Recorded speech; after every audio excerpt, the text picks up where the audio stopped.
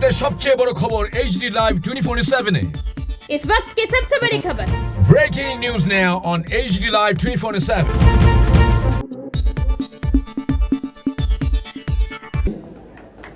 আমরা সবাই মিলে একটা জোরদার করতালি দিয়ে এই মুহূর্তটিকে দক্ষিণেশ্বরী কালিকা ওই স্বাহা সবৃত সহ্য বিল্লপত্রং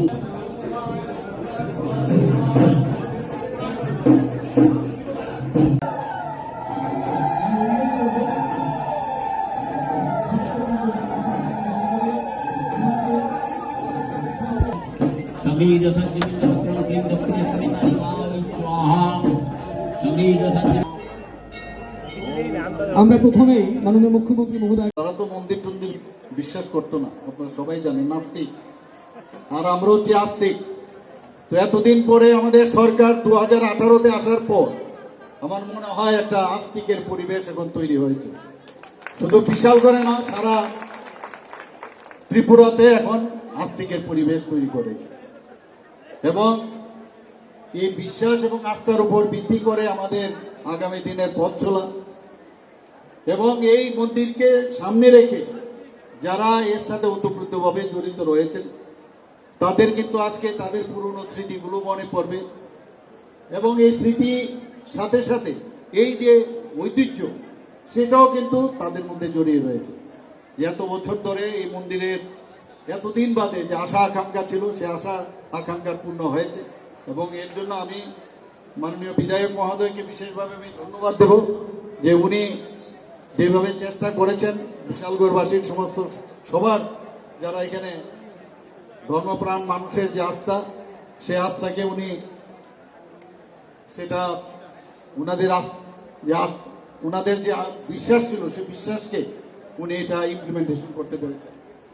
আজকে আমার মনে হয় এটা একটা ধর্মীয় স্থান নয়, এখানে একটা ঐতিহ্যের বিষয় রয়েছে এবং আগামী দিন যেটা এখানে আমার পূর্ববর্তী বক্তারা বলেছেন যে এটা কোনোভাবে আমাদের যে ট্যুরিজমের ভিতরে এটা ঢুকানো যায় কিনা সেই চিন্তা, যেহেতু অনেক দিনের পুরনো এটা মন্দির। আমি যারা আধিকারিকরা আছেন সংশ্লিষ্ট দপ্তরের যিনি মন্ত্রী আছেন ওনার সাথে আমি কথা বলবো, তারপরে আমি কথা বলতে পারবো। এখন তো বলা যাবে না, কারণ সব জিনিসের একটা গাইডলাইন্স আছে, কিন্তু যেহেতু এরকম একটা পুরনো একটা মন্দির নিশ্চয়ই সেটা করা যেতে পারে। আমি আবারও এখানে যারা মন্দিরের সাথে সংশ্লিষ্ট যারা আছেন তাদের এই ধরনের উদ্যোগ আমি তাদের প্রশংসা না করে আমি পারছি না। দেখুন, মাননীয় প্রধানমন্ত্রী যে আসার পর আজকে আমরা ভারতবর্ষের মধ্যে এই যে একটা যেটা আমি বললাম যে আস্তিকের পরিবেশ কিন্তু এখন তৈরি হয়েছে। আমরা আজকে জানি যে মাননীয় প্রধানমন্ত্রী জি কি বলছেন যে বিকাশ ভি और বিরাসত ভি, অর্থাৎ উন্নয়ন পাশাপাশি ঐতিহ্য, এই দুটো একসাথে আমাদের চলতে হবে। আজকে আমরা শুধু মুখে উনি বলেননি, কাজের মাধ্যমে সেটা আমরা দেখতে পেয়েছি।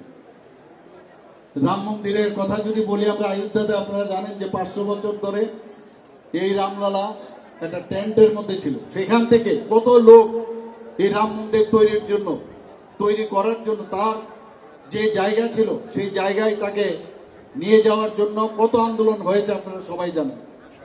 কত মানুষ তার জন্য আন্দোলন করতে গিয়ে তারা শহীদ হয়েছে। সেই জায়গায় আজকে মাননীয় প্রধানমন্ত্রীজি 2024 সালে 22শে জানুয়ারি এই অযোধ্যাতে এই মন্দিরের প্রাণ প্রতিষ্ঠা বা গৃহগর্ভের উদ্বোধন করেন, আমরা সবাই জানি।